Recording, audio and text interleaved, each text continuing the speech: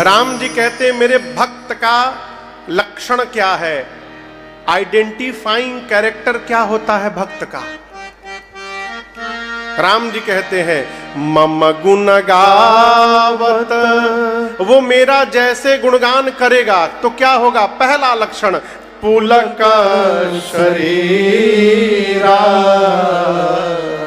भगवान का भक्त जैसे भगवान का गुणगान प्रारंभ करता है उसके शरीर के एक एक रोम रोमांचित हो जाते हैं। सामान्य प्रवाह नीचे से ऊपर जाता है कि ऊपर से नीचे आता है, बताइए। हाँ?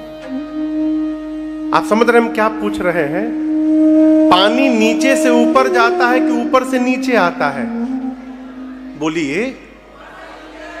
और नीचे से ऊपर भेजना हो तो टुल्लू पंप लगाना पड़ेगा। टुल्लू पंप कहते हैं ना, मोटर। इधर क्या कहते हैं, इधर भी कहते हैं टुल्लू पंप। हाँ, वो तो छत्तीसगढ़ में एक जगह है उल्टा चढ़ता है पानी। छत्तीसगढ़ में एक जगह है कि नीचे से ऊपर पहाड़ पे पानी चढ़ता है अपने आप। वो तो कुछ मैग्नेटिक फील्ड का कारण है, वो बात नहीं आएंगे।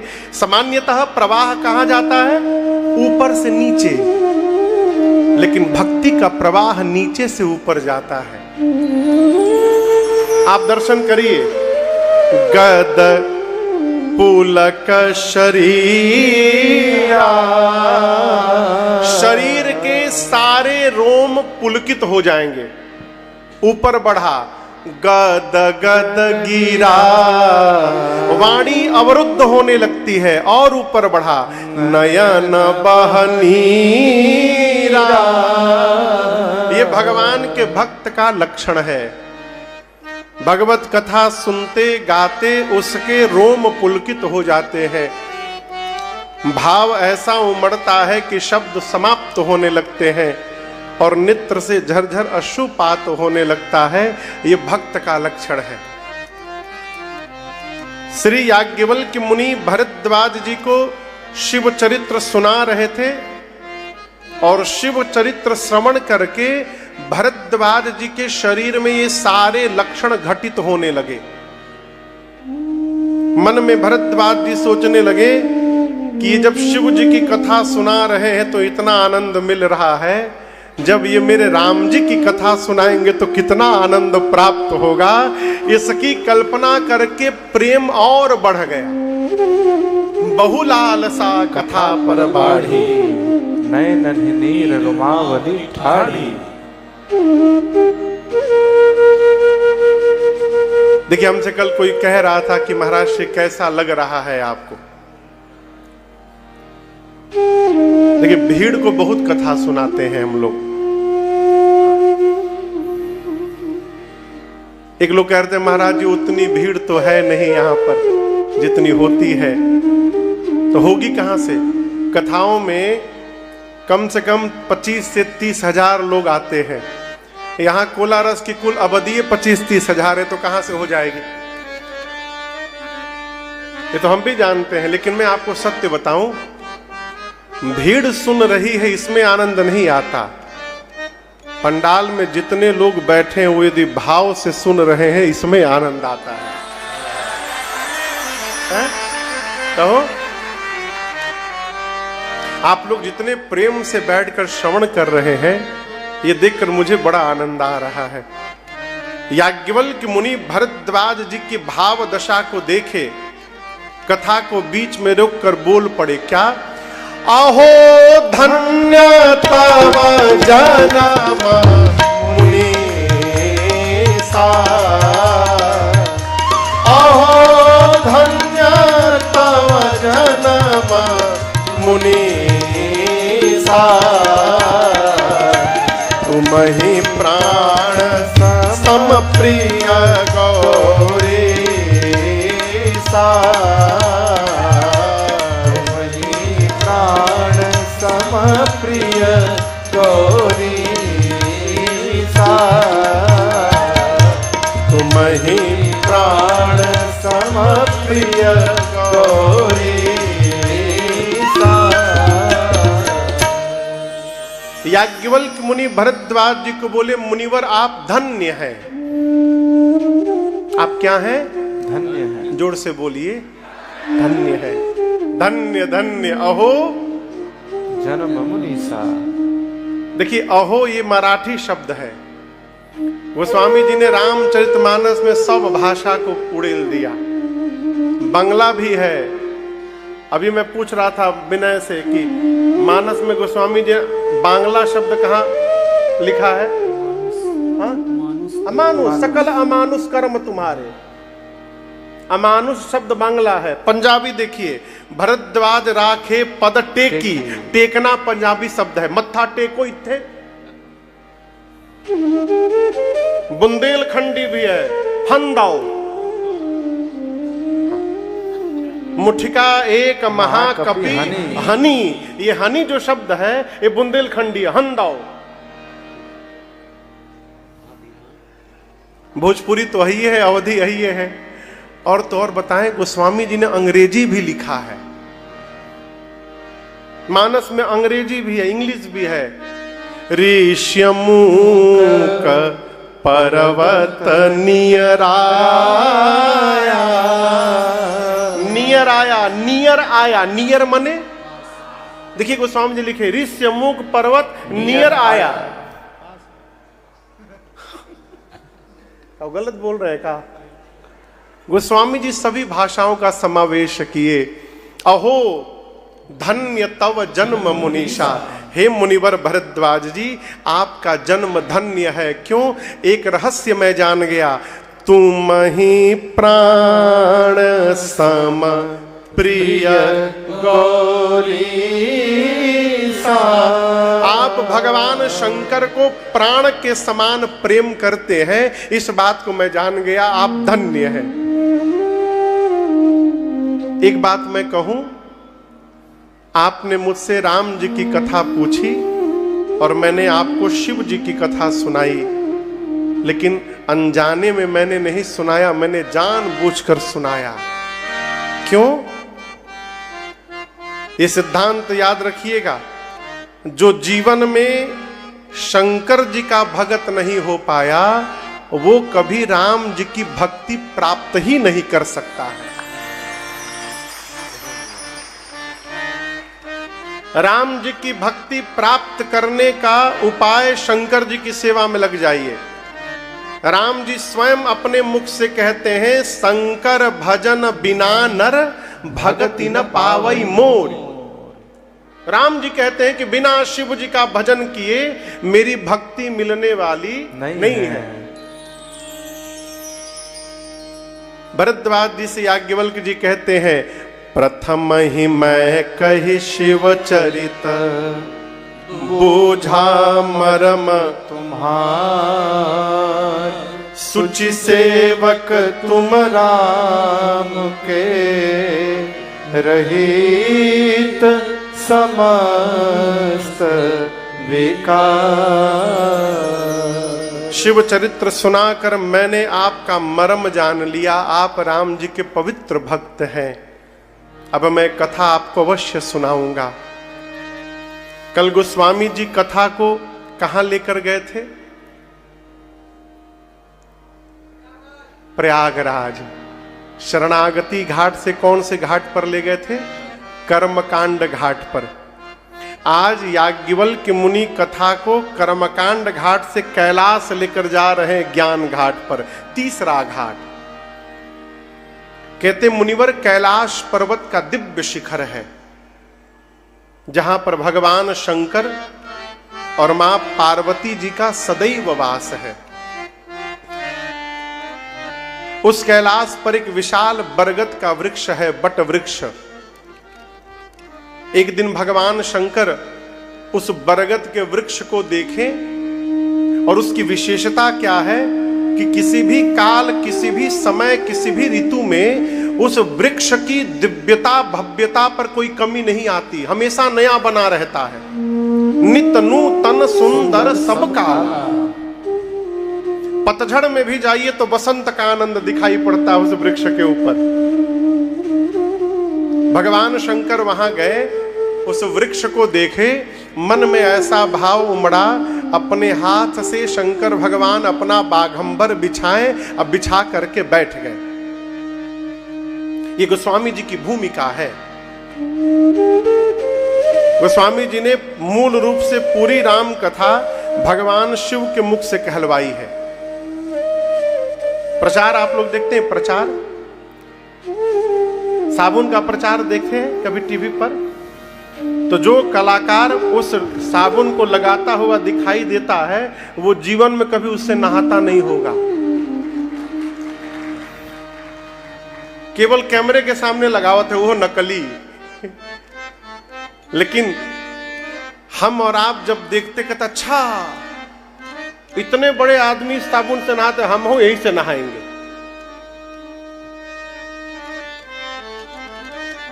उसी प्रकार गोस्वामी तुलसीदास जी जानते हैं कि किसके मुख से भगवान राम की कथा मैं कहलवाऊंगा तो समाज पर उसका प्रभाव पड़ेगा, इसलिए अपने मुख से ना कह के बाबा के मुख से कहलवा रहे। ये पूरी भूमिका है। शंकर जी के मुख से क्यों कहलवा रहे हैं, इसका भी कारण है। शंकर ने खुद लिखी है, बाबा ने खुद लिखी है। क्या? और देखिए शांत रहना भी एक स्वभाव है। कई लोगों का शरीर तो शांत रहता है, मन अशांत रहता है। घर में जो लड़का बहुत बदमाश हो ना, समझ रहे हैं हम क्या बोल रहे हैं, बहुत शैतान कोई बच्चा हो और माँ को कहीं लेकर उसको जाना हो तो घर में मई कहती है यदि वहां जाकर कुछ चुदुर बुदुर किए,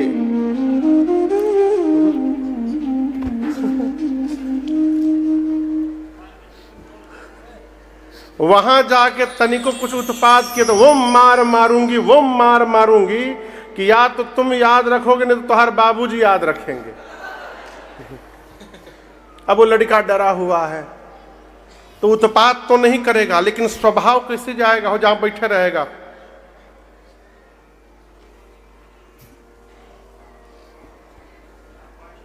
हाँ, इधर उधर खोदता रहेगा, झांकता रहेगा, ये स्वभाव है। आप उसको शांत नहीं कर सकते। और हम आपसे निवेदन करें, मन यदि अशांत हो तो अशांत मन से जीवन में कभी श्रेष्ठ व्यवहार नहीं हो सकता। श्रेष्ठ व्यवहार करना है तो पहले मन को शांत करिए। भगवान शंकर परम शांत होकर के बैठे। पार्वती मैया ने यह दृश्य देखा, मां प्रसन्न होकर दौड़ कर गई बाबा के पास। भगवान शिव ने आदर किया और आदर देकर बिठाया। कहां बिठाया? कल पार्वती जी को कहां बिठाया था? बोलिए, जोर से बोलिए। सामने। लेकिन आज सामने नहीं बिठाया, बाम भाग आसन हर दीना। भगवान शिव ने मां पार्वती को अपने वामांग में स्थान प्रदान किया। मां जैसे बाबा के वाम भाग में विराजमान हुई, पिछले जन्म की बात याद आ गई। बाबा सामने बिठाए थे, आज वाम भाग में बिठाया है। खोया हुआ स्थान फिर से प्राप्त हो गया, मां प्रसन्न हो गई। शंकर जी ने कहा कि आप कुछ पूछना चाह रही हैं। किससे पूछा? जोर से बोलिए। पार्वती जी से। क्यों जानते पूछते हैं हम आपसे? कि पता चले कि आप सुन रहे हैं कि बस बैठे हैं। एक जगह हम कथा गाए तो जो आयोजक थे कथा के, वही सीताराम विवाह के दिन रात को आकर बोले हमसे, क्या अद्भुत रुक्मिणी विवाह की कथा सुनाई महाराज आपने। अब हम ये लोग के मुंह देखे, ये लोग हमारा मुंह देखे। राम कथा में रुक्मिणी विवाह कहाँ गया हो। बाबा ने मां पार्वती से पूछा, देवी आप कुछ कहना चाहती हैं? मां ने कहा, नाथ इस जन्म से नहीं, मैं पिछले जन्म से कहना चाहती थी, परंतु जितना सुंदर अवसर आज मिला है, ऐसा अवसर आज तक कभी मिला नहीं मुझे। प्रभु आप विश्व के नाथ हैं, आप मेरे भी नाथ हैं, सब आपकी सेवा करते हैं। यदि आप सत्य में मुझे अपने चरणों की दासी मानते हैं प्रभु, तो मेरी प्रार्थना है, तो प्रभु हरहु मोर अज्ञान। मां ने कहा, प्रभु आप मेरे अज्ञान का, भ्रम का हरण कर लीजिए। किसका हरण कर लीजिए? अज्ञानता का और भ्रम का। भगवान शंकर बोले, भवानी जी को भी भ्रम है। मां बोली, इस जन्म का नहीं है, ये पिछले जन्म वाला भ्रम अब तक समाप्त नहीं हुआ है। शंकर भगवान पूछे कि आपका भ्रम मैं कैसे समाप्त कर पाऊंगा? मां बोली, केवल आप कर सकते हैं। कैसे? कही रघुनाथ कथा विधि नाना। आप नाना प्रकार से राम जी की कथा सुनाएंगे तो उसी कथा से मेरा भ्रम समाप्त हो जाएगा। अब यहां दर्शन करिए, हम आपसे एक प्रश्न पूछ रहे हैं, भगवान को पाने के कितने उपाय हैं, कितने रास्ते हैं? पता है?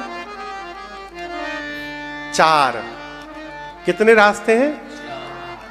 नाम बोलिए, रूप, लीला और धाम।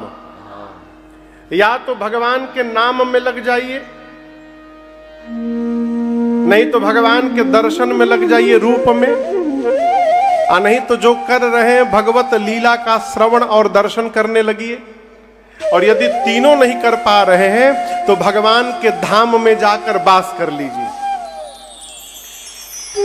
यही 4 रास्ते हैं, नाम, रूप, लीला, धाम। मां पार्वती को इन चारों में संशय था, किसी 1-2 में नहीं, चारों में संशय था। मां ने प्रश्न किया, प्रभु जो मुनि लोग परमार्थ तत्ववेत्ता होते हैं वो कहते हैं कि राम जी ब्रह्म हैं। राम जी क्या है?